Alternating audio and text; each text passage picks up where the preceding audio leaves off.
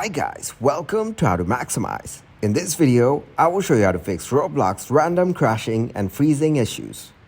First, right-click on your Roblox app and go to its properties. Here, set the run as minimized. Click on Apply. After that, go to Compatibility. Now select the option to run this program in compatibility mode. Next, disable full screen optimizations.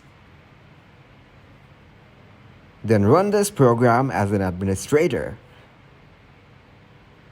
Click on Apply to save the changes.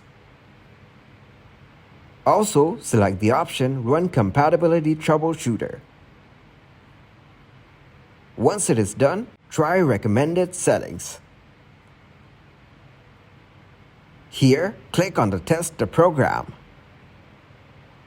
Once the program is installed, click on OK. After that, click on Next. Now you need to select Yes, save these settings for this program. By following all these steps, you will see the problem has been detected and fixed.